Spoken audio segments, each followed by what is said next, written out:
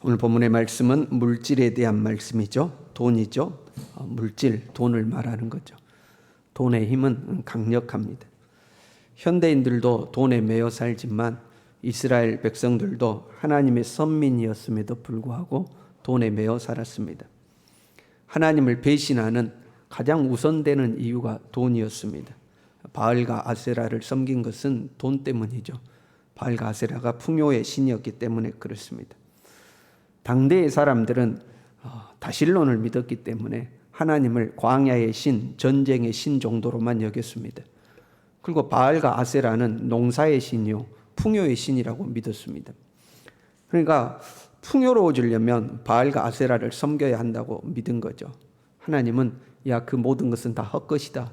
그것들은 다 가짜다. 오직 내가 비도 내리고 햇빛도 주고 농사도 잘 되게 하고 열매도 거두게 하는 것은 오직 나다 하고 말씀하셨습니다. 그럼에도 불구하고 이스라엘 백성들은 흔들린 거죠. 왜요? 세상이 그렇게 돌아가니까요. 힘 있는 사람들, 돈 있는 사람들은 바알과 아세라를 섬기더라 이 말입니다. 세상 사람들이 다 그렇게 사니까 선민 이스라엘이 자기 정체성을 유지하기가 쉽지가 않았습니다. 오늘날도 돈에 굉장히 민감하죠. 한국교회가 부흥할 수 있었던 요인 중에 하나도 풍요입니다. 우리는 너무나도 가난했기 때문에 하나님께 복을 달라고 매달렸습니다. 그렇잖아요. 너무 가난하고 힘들었기 때문에 하나님 우리를 축복해 달라고 의지할 때가 하나님밖에 없다고 하나님을 의지하고 하나님께 복을 빌고 우리의 부모 세대는 다 그렇게 하나님 앞에 엎드렸습니다.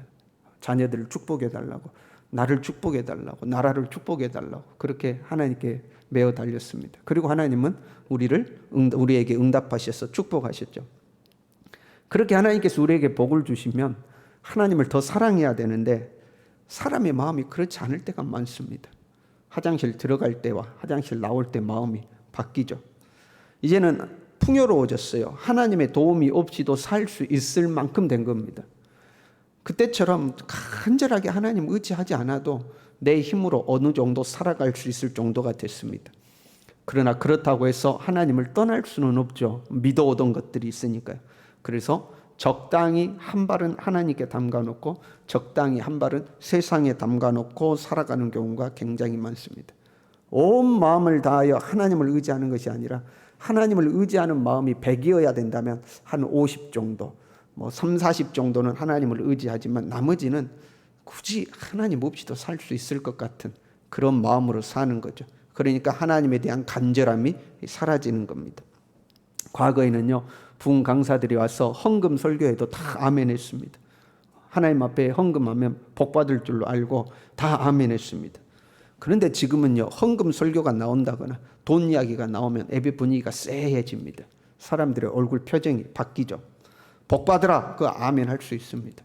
충성해라 아멘 할 수 있습니다. 주님 앞에 헌신하고 봉사해라 그거 아멘 합니다. 그러나 헌금 생활 바르게 하라 그러면 거기에는 아멘을 잘 안 합니다.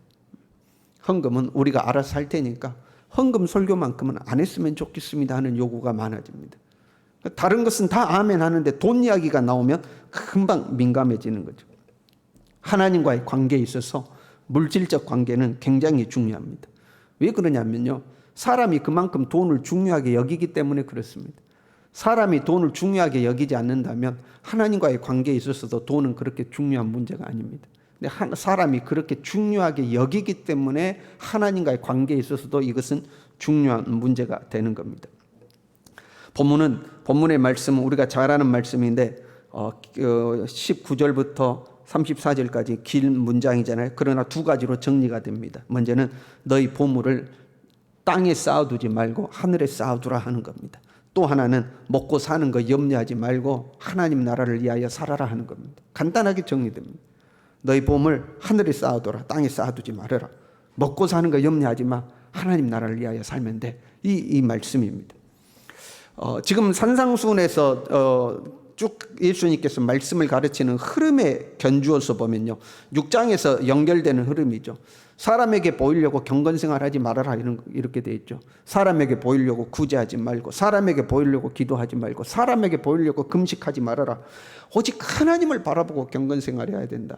사람에게 보이려고 하지 말아라. 경건을 너의 명예의 수단으로 사용하지 말고 은밀한 중에 보시는 그 하나님 앞에 하나님만 바라보고 경건생활을 해야 된다 하는 이제 말씀이죠.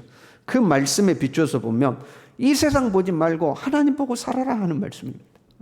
사람 보지 말고 하나님만 봐야 되듯이 이 세상 보지 말고 하나님만 보고 살아라. 세상에 마음 두지 말고 하나님 나라에 마음 두고 살아라. 땅에서 얼마나 부자 되고 땅에서 얼마나 좋은 옷 입고 좋은 차 타고 좋은 집에 살고 거기에 관심을 두기보다도 그것들은 이 땅에 쌓아둔 것들은 다 허망하게 사라지는 것들이니까 하늘에 소망을 두고 하늘의 보물을 쌓아두고 살아야 된다 하는 말씀이죠. 사람 보고 경건생활하지 말고 하나님 보고 경건생활해라. 이 땅 보고 재물을 땅에 쌓아두지 말고 하나님 바라보고 재물을 하늘에 쌓아두라 하는 거죠.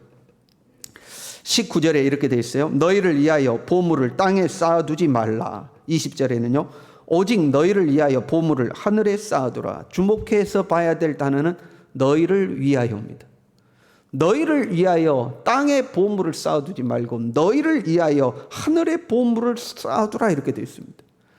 우리는 물질을 사용할 때에 물질을 하나님 앞에 드린다거나 주님 앞에 물질로 헌신할 때 주를 위하여 사용한다고 생각합니다. 근데 그게 아니라는 거예요. 너희를 위하는 거라는 겁니다. 우리는 주님을 위하여라고 생각하지만 그것들이 너를 위하여 하는 거다. 여러분 헌금은 누구를 위하여 하는 거예요? 주를 위하여 헌금하는 거 아니라는 거예요. 너를 위하여 헌금하는 거라는 거예요. 구제는 누구를 위하여 하는 거예요? 주를 위하여 하는 것이 아니라 너를 위하여 하는 거라는 거예요. 너를 위하여라고 이야기하고 있죠.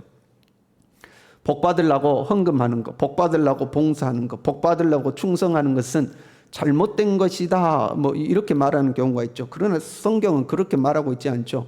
너희도 상 받기 위하여서 이와 같이 다름질하라 하고 되어 있습니다. 하나님 앞에 상 받기를 소망하는 것은 결코 잘못된 것이 아닙니다. 하나님은 오히려 너를 위하여 그렇게 하라는 겁니다. 보물을 하늘에 쌓아두는 것은 하나님을 위해서가 아니라는 겁니다. 그렇잖아요, 여러분. 하나님이 부족함이 있습니까? 하나님이 뭔가 부족해서 야, 나 좀 부족해. 나 급하니까 네 거 좀 나한테 땡겨주라. 그러는 게 아니잖아요. 보물을 하늘에 쌓아두는 것은 너 자신을 위하는 것이라 하고 말씀하고 있는 거죠. 왜 나를 위한 것인가? 먼저는 이렇게 돼 있죠. 땅에 쌓아두면 점과 동록이 해하며 도둑이 구멍을 뚫고 도둑질을 하기 때문이다 하는 거죠. 좀 우리가 의문이 들죠. 우리가 은행에다가 돈을 엄청 쌓아뒀다고 생각해 봐요. 은행에 저축했어요. 그 동록이 해합니까? 도둑이 도둑질합니까? 그렇지 않잖아요. 하나님 나 은행에 돈 쌓아두면 뭐 조미 먹거나 동록이 해하거나 도둑질하지 않는데요. 그런데 그런 것은 있어요, 여러분. 돈이라는 것은요, 사용할 때 그 가치가 나타납니다. 돈은 가지고 있으면 그냥 종이일 뿐이에요. 여러분이 돈을 통장에 넣어놓으면 통장에 그냥 동그라미 몇 개 쳐져 있는 것 뿐이에요. 돈이란 사용할 때 그 가치가 나오는 거죠. 사용하지 않고 두면 아무 가치가 없는 거예요. 아무 소용이 없는 거예요. 내가 통장에 돈이 수십억이 있다 해도 그 돈을 안 쓰면 그 하루 세끼 쫄딱 굶고 사는 거죠. 그 돈을 쓸 때 가치가 나오는 거죠. 그리고 그 가치는 똑같은 돈이라도 어디에 사용하는가에 따라 가치가 달라집니다. 아이들이 그 명절이 돌아오면 친척들에게 용돈을 받잖아요. 그 아이들이 용돈 모으면 상당히 됩니다, 여러분. 상당히 돼요. 뭐 수십만 원씩은 돼요. 이렇게 용돈, 요즘 아이들은 용돈 모으면. 그러면 그 용돈 모아가지고 어떤 아이는 옷 사고 신발 사고 액세서리 사고 그런데 돈을 다 써버립니다. 그 돈의 가치와 어떤 아이는 그것을 성교비로 하나님 앞에 드렸습니다. 그 돈의 가치와 똑같은 돈이랄지라도 그 가치가 달라집니다. 제가 예전에 성교 다닐 때 정말로 그런 아이들이 있었어요. 물론 이제 부모님이 그렇게 교육을 시켰겠죠. 성교 가면 그 아이가 그동안 모은 용돈을 성교비로 가지고 옵니다. 그러면 그 성교비를 가지고 가서 성교지에 있는 가난한 학생들의 장학금으로 줍니다. 그러면 여러분 그 아이의 용돈을 모은 돈이 장학금으로 쓰일 때의 가치와 어떤 아이는 그 돈을 옷 사고 신발 사고 액세서리 사는데 쓴 돈의 가치는 전혀 다른 거죠. 가치가 없는 겁니다. 그러니까 점과 동록이 해하며 도둑질한다. 그것은 실제로 내 돈이 없어지는 것은 아닌데 그만큼 가치가 없어진다. 그러면 그 돈에 가치가 없다는 겁니다. 돈을 네가 많이는 가지고 있었을지 몰라도 그 돈이 가치가 없다는 거죠. 그리고 허무해지는 거죠. 그 돈의 가치가 허무해지는 것을 말하는 겁니다. 그러나 그 돈을 하늘에 쌓아두면 하늘 창고는 동록도 해하지 못하고 도둑질도 못하니까 영원하다 이 말이죠. 하나님 앞에 쌓아둔 보물은 영원한 가치를 지니게 된다 하는 거죠. 그러니까 여러분, 하늘에 쌓아둬야 되겠어요? 땅에 쌓아둬야 되겠어요? 당연히 하늘에 쌓아둬야 되지 않겠어요? 그런데 문제는 알면서도 하늘에 쌓아두지 않는다는 것이 문제입니다. 왜 그럴까요? 여러분, 하나님의 나라를 정말로 믿습니까? 하나님의 나라가 있음을 여러분 믿습니까? 천국과 지옥이 있음을 정말로 믿습니까? 그리고 천국에 가면 나의 상급이 있는 것을 정말로 믿습니까? 정말로 우리는 하나님 나라에 갔을 때 내가 이 땅에 쌓아둔 보물이 하나님 나라 창고에 쌓여 있다는 것을 믿냐 하는 겁니다. 진짜로 믿는다면 당연히 하늘 창고에 쌓아둬야 되죠. 그렇지 않습니까, 여러분? 은행이 두 군데 있어요. 한 군데에다 돈을 맡기면 1년 뒤에 그 은행이 파산해서 망하는 은행이에요. 또 다른 곳은 돈을 맡기면 아주 흥해가지고 이자를 100%를 줘요. 1년 뒤에 100%를 주는 은행이 있어요. 이거 확실해요. 여러분, 돈을 어디에 맡겨야 돼요? 당연히 이자 100% 주는 은행에 맡겨야 되지 않습니까? 그런데 거기다 안 맡기면 문제가 있는 거죠. 하나님 나라가 있고 하나님 나라에 상급이 있다는 것을 우리가 정말로 믿는다면 하늘에 저축하는 게 맞다 이 말이에요. 그런데 우리는 하나님 나라가 있음을 믿습니다. 이 땅은 잠깐이요, 죽음 이후에 영원한 세계가 있음을 믿습니다. 그런데 왜 보물을 하늘에 쌓아두지 않냐고, 이 땅에서 옮겨지고 사는가 하는 거죠. 몇 가지 이유가 기록되어 있습니다. 믿기는 하지만, 하나님 나라에 있다는 거 믿지만, 하늘 창고가 있다는 것도 믿지만 거기에 마음이 없습니다. 네 보물이 있는 그곳에는 네 마음도 있느니라 그랬어요. 마음이 하나님 나라에 없는 거야. 하나님 나라가 존재한다는 건 내가 믿지만 그 하나님 나라에 내 마음이 없습니다. 천국은 좀 먼 미래이고 이 땅은 현실인 거죠. 천국은 내가 아직도 가려면 먼 것 같고 저 멀리 있는 것 같고, 지금 현실은 이 땅에서 내가 살고 있는 거죠. 그러니까 우리는 현실에 마음을 두는 겁니다. 당장 살 집이 있어야 되고 자동차도 있어야 되고 좋은 옷도 있어야 되고 좋은 가방도 있어야 되고 먹고 살아야 하고 자녀들 양육하려면 양육비도 있어야 되고 공부시키려면 학비도 있어야 되고, 또 그냥 살면 안 되잖아요. 남들 보기에 부끄럽지 않게는 살아야 되고 남들보다 조금 더 낫게 살면 더 좋은 일이고, 그게 우리의 현실이죠. 그러니까 자꾸 현실만 쳐다보고 현실에 집착하고 그 현실에 우리의 마음을 빼앗겨 버린다 하는 거죠. 그렇다고 하나님 나라를 안 믿는 건 아니에요. 하나님 나라가 있다는 걸 믿어요. 그러나 거기에 마음이 없는 겁니다. 하나님 나라에서 상급받는 거, 그 피부에 닿지 않는 거, 별로 안 믿겨지는 거예요. 그러니까 뭐 가면 어떻게든 되겠지, 뭐 이렇게 생각하는 거죠. 우리의 인생이 마치 개미와 배짱이와 같은 거죠. 겨울이 온다는 것은 분명한 사실이죠. 그렇잖아요. 겨울이 온다는 건 분명한 사실인데 개미는 그걸 알기 때문에 겨울을 준비를 하죠. 그러나 배짱이는 그걸 알면서도 준비를 안 하죠. 마치 사람이 그것과 같은 거예요. 이 세상이 영원하지 않다는 걸 우리는 압니다.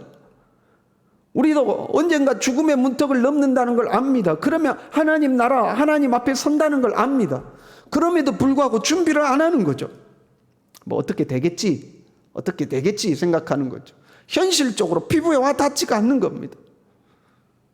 오늘 여러분, 우리가 죽어서 하나님 나라에 갔다, 나는 얼마나 하나님 앞에 쌓아뒀을 것인가 하는 겁니다. 아이, 뭐 천국 가면 뭐 쌓아두고 안 쌓아두고 상관이 있나? 거기 가면 다 뭐 천국이니까 다 좋게 사는 거지. 그건 우리의 생각일 뿐입니다. 성경에서는 그렇게 가르치고 있지 않습니다. 5달란트 받은 자가 받을 상이 있고 2달란트 가진 자가 받을 상이 있는 겁니다. 각자의 상급이 다 있다고 그랬어요. 과연 우리는 그것을 확실히 믿냐 하는 거죠. 믿는다면 준비를 해야 되는 거죠. 근데 마음이 없는 겁니다. 그 하나님 나라의 마음이 없는 거예요. 이 땅에서 잘 살았으면 좋겠다. 이 땅에서 좀 부자가 됐으면 좋겠다. 거기에는 마음이 있지만 하나님 앞에 나는 어떻게 될 것인가, 여기에는 마음이 별로 없는 거죠. 두 번째 이유는 우리의 욕심 때문입니다.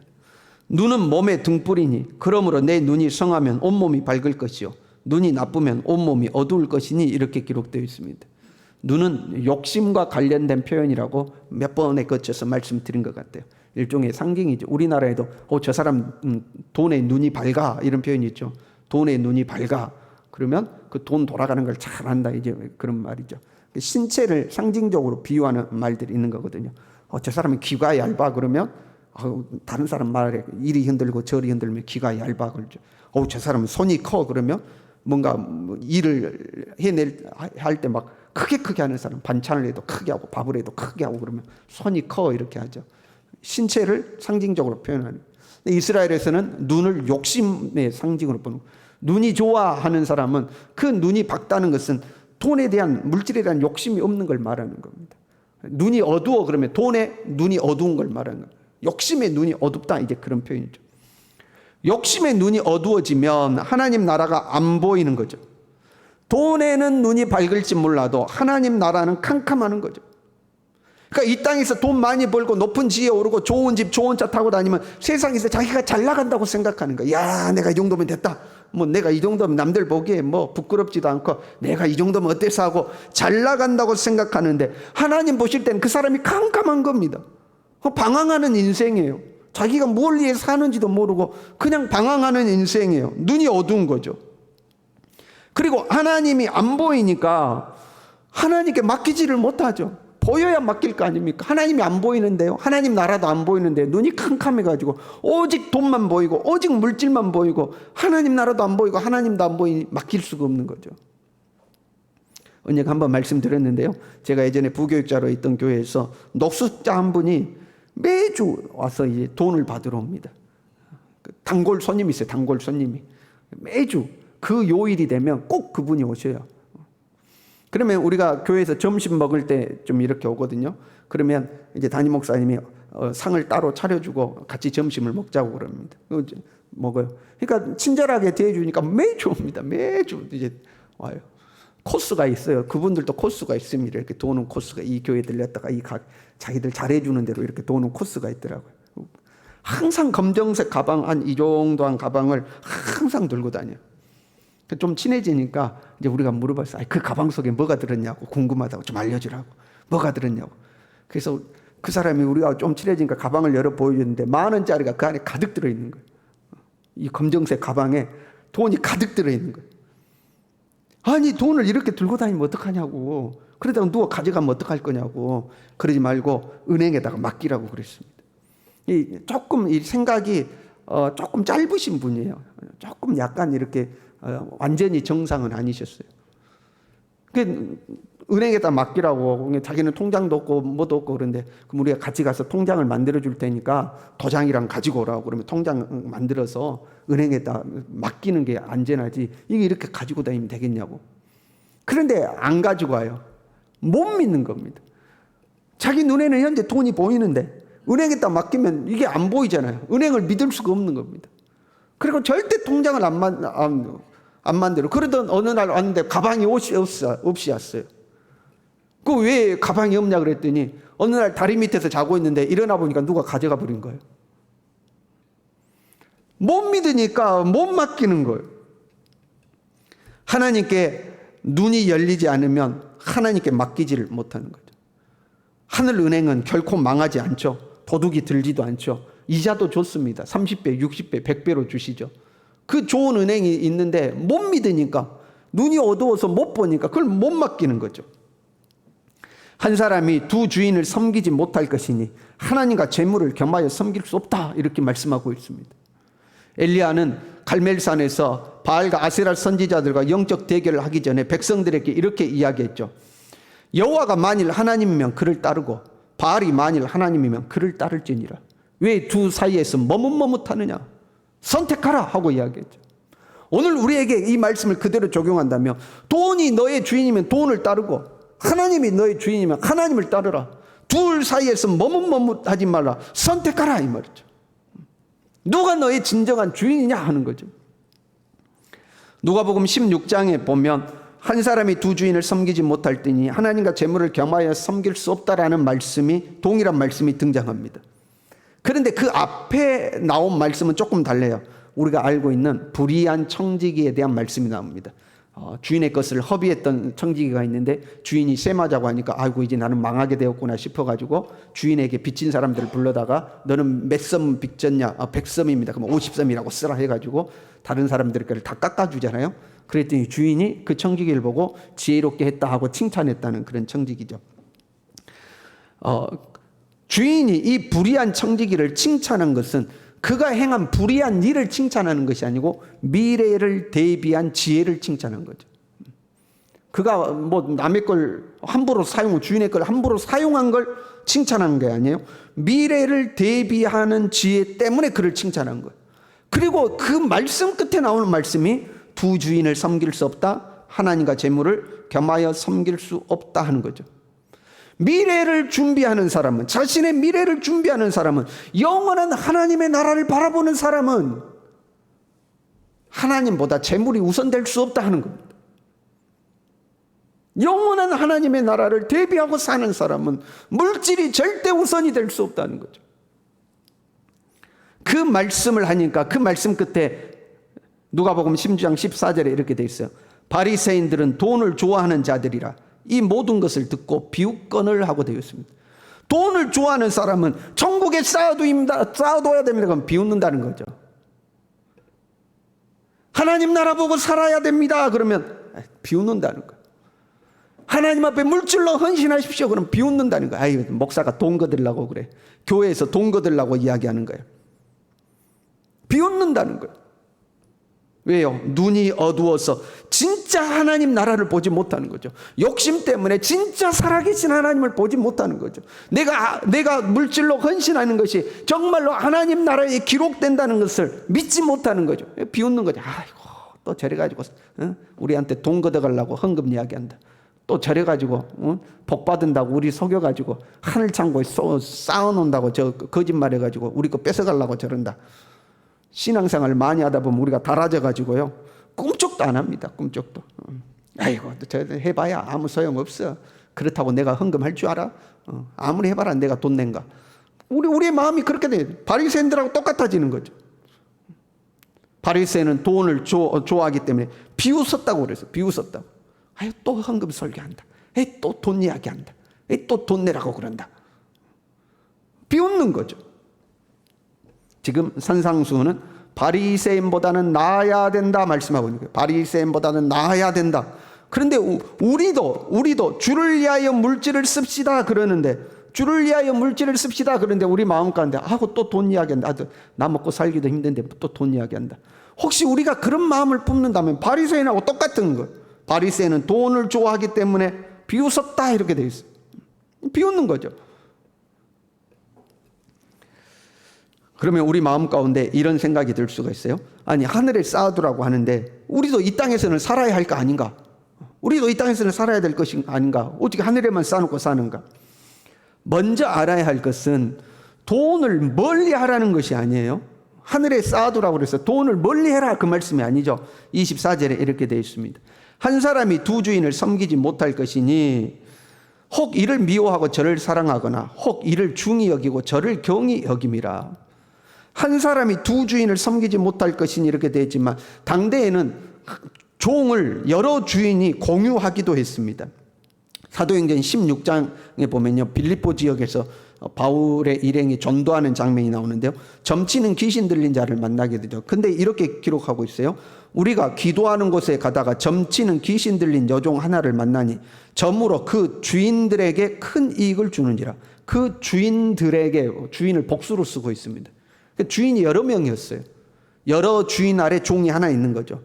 그러면 종이, 내가 종인데 나에게 주인이 두 명 있다고 해봐요.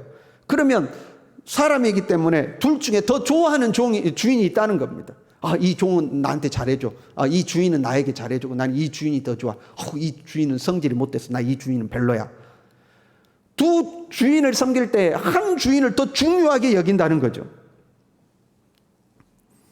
마찬가지로 우리가 하나님과 물질 사이에서 물질보다 하나님을 더 소중히 여길 수 있어야 된다는 거죠. 물질은 우리가 살아가는 데 있어서 필수 불가결한 요소입니다. 우리는 이 물질을 소중하게 여겨야 돼요. 여러분, 물질을 소중히 여기지 않는 사람에게는 물질이 오지가 않습니다. 물질을 소중히 여겨야 물질이 우리에게 오는 거예요. 그러니까 물질을 소중히 여겨야 됩니다. 허투루 사용하지 아니하고 함부로 쓰지 아니하고 물질을 소중히 여겨야 그 물질이 나에게 와요. 그러나 그 물질이 하나님보다도 중요해서는 안 됩니다. 그 물질이 하나님보다 소중해서는 안 되는 거예요. 우리의 주인은 오직 하나님 한 분인 줄로 믿습니다. 이 물질은 하나님의 뜻을 이루기 위해서 사용되는 도구여야 됩니다. 그런데 우리가 하나님의 뜻보다도 이 물질을 중요하게 여긴다? 그러면 거기가 문제가 되는 거죠. 물질은 하나님의 뜻을 이루기 위하여 사용하는 도구일 뿐이에요. 그리고 그 하나님의 뜻 가운데는 우리가 이 세상에서 행복하게 사는 것도 하나님의 뜻이에요. 그러니까 하나님이 주신 물질로 행복하게 살 수도 있어야 됩니다. 그러나 그 물질 때문에 주님에게서 멀어진다거나 주님이 원하시는데도 불구하고 내 마음대로 해버린다거나 물질만 쫓아다닌다거나 물질 때문에 점점 신앙이 식어진다거나 이런 모습은 하나님보다 물질을 더 중요하게 여기는 모습인 거죠. 하나님을 더 중요하게 여겨야 되는 거죠. 이 땅에 살면서 그래도 돈이 필요한 거죠, 우리에게. 이 땅에 살면서 우리에게 돈이 필요한 거죠. 그러나 그 돈이 하나님보다 앞서서는 안 돼요. 그리고 두 번째 우리에게 말씀하기를 염려하지 말라는 겁니다. 너 이 땅에 살면서 돈 필요한 거 다 안다는 거예요. 다 안다는 거죠. 25절에요. 그러므로 내가 너희에게 이르노니 목숨을 위하여 무엇을 먹을까, 무엇을 마실까, 몸을 위하여 무엇을 입을까 염려하지 말라. 염려하지 말라는 거예요. 정말로 하나님 계심을 믿는가? 그러면 염려하지 말라는 겁니다. 공중의 새를 보라. 들의 백합화를 보라. 먹이고 입히시지 않느냐? 너희를 책임지시는 건 당연한 거다. 염려하지 말라는 거예요. 이 모든 것이 너희에게 있어야 될 줄 아시느니라 그랬어요. 너에게 물질이 있어야 된다는 것도 알고 먹을 거, 입을 거, 사용할 거, 있어야 될 거 하나님이 다 아신다. 그러니 염려하지 말라는 겁니다. 하나님이 책임지신다는 거죠. 조건이 있어요. 그런데 너희는 먼저 그의 나라와 그의 의를 구하라. 그리하면 이 모든 것을 너희에게 더하시리라. 아무것도 안 하고 게으르고 나태하고 사는데도 불구하고 하나님이 알아서 나를 다 채우신다. 그게 아니에요. 우리가 하나님의 나라를 위하여 살면 하나님이 우리의 삶을 책임지신다는 것. 이 염려라는 단어는요, 나뉜다 그런 의미입니다. 마음이 나뉘는 거예요. 하나님만 바라보면 되는데 그 마음이 하나님과 세상으로 나누어지는 겁니다. 하나님만 바라보면 하나님께서 책임을 지시는데 우리는 그 하나님을 온전히 믿지 못한 채 해보니까 아닌 것 같아. 하나님이 어쩔 수 없는 것 같아. 내가 알아서 다 챙기고 쌓아두고 모아놓고 저축하고 그러고 살아야지. 하나님만 믿다가 큰일 나. 책임지시긴 뭘 책임지셔. 큰일 나. 마음이 나뉘는 겁니다. 여러분 정말로 하나님을 믿습니까? 우리는 정말로 하나님을 믿습니까? 하나님 나라의 보물을 쌓는 것을 여러분 믿습니까? 하나님 나라를 위하여 살며 하나님이 내 삶을 책임지신다는 걸 믿습니까? 그럼 우리는 그렇게 살아야 하는 겁니다. 정말로 그렇게 살아야 됩니다. 이 땅이 전부가 아니니까. 정말로 죽어서 가봤더니 옛날 붕 강사님들이 우스갯소리로 그랬거든요. 어떤 사람은 황금집이 있는데 어떤 사람은 개털 모자에 계집밖에 없더라. 이렇게 우스갯소리로 그러셨거든요.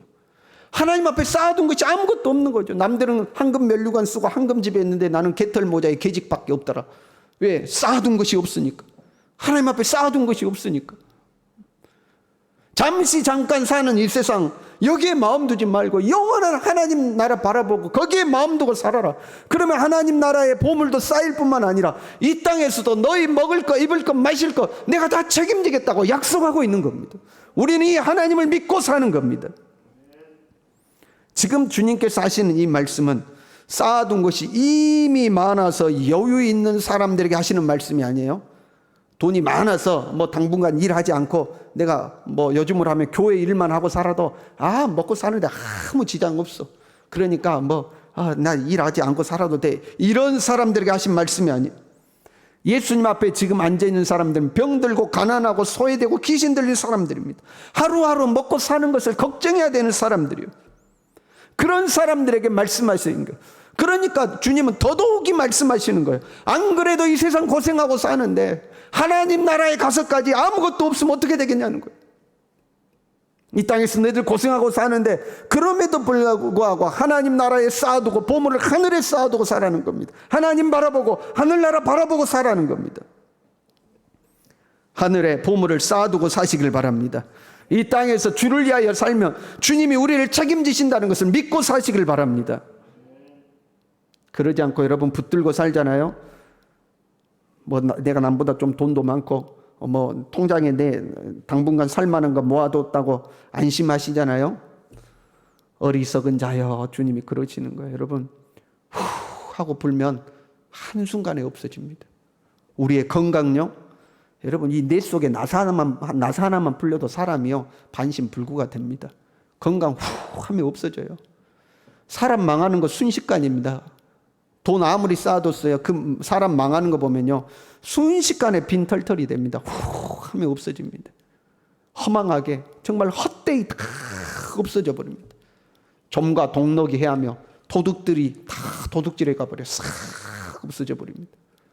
하나님이 그것을 지키지 않으면 절대 여러분 그거 싹 없어집니다. 아무것도 아니에요. 그냥 휴지 쪼가리요, 먼지 쪼가리요, 불에 타고 남은 재밖에 아닙니다. 그냥 싹 없어져 버립니다. 하나님의 나라를 위하여 살 때 하나님께서 우리를 책임지시는 줄로 믿습니다. 그걸 믿어야 돼요. 정말로 믿어야 됩니다. 머리로는 알고 있는데 마음을 두지 않고 세상에 욕심 부리고 눈이 캄캄해서 그냥 눈이 돈에만 시뻘게 갖고 살면 결국 후회하는 인생이 되는 거죠. 하늘에 쌓아두고 살아야 됩니다. 한 가지만 더 말씀드릴게요. 그럼 어떻게 보물을 하늘에 쌓아두냐 하는 거죠. 그게 또 중요하지 않겠어요, 여러분? 하늘에 보물 쌓아두고 살아야 되는데 어떻게 보물을 하늘에 쌓아둘 수 있냐 하는 거죠. 어떻게 해야? 돈을 쓰시길 바랍니다. 땅에 쌓아둔다는 것은 땅에 모아두는 거거든요. 땅에 모아둔 것은 절대 가치가 없는 거예요. 제일 돈이 가치 없는 것이 모아둔 겁니다. 안 쓰고 놔두는 겁니다. 돈을 쓰시길 바랍니다. 어디에 써야 되겠어요? 주님의 일에 돈을 쓰시는 거죠. 그게 하늘의 보물을 쌓아두는 겁니다. 그러나 산상수훈의 말씀에 비추어서 보면요, 돈과 관련해서 앞부분에 나오는 말씀이 있어요. 그는 구제입니다. 구제가 나오죠. 사람들에게 나의 물질을 나누어 사용하는 것, 그것이 하늘의 보물을 쌓아두는 하나의 도구가 됩니다. 마태복음 10장에 보면 예수님께서 제자들을 파송하시면서 그 파송이 끝나는 10장 42절 말씀에 이렇게 되어 있습니다. 또 누구든지 제자의 이름으로 이 작은 자 중 하나에게 냉수 한 그릇이라도 주는 자는 내가 진실로 너희에게 이르노니 그 사람이 결단코 상을 잃지 아니하리로다. 냉수 한 그릇이라도 베풀면 하늘에 상이 있다는 거예요. 내가 냉수 한 그릇이라도 대접하면 그것이 하늘의 상으로 쌓인다는 거예요. 여러분 베풀고 나누고 섬기며 살아갈 수 있기를 바랍니다. 기도하겠습니다.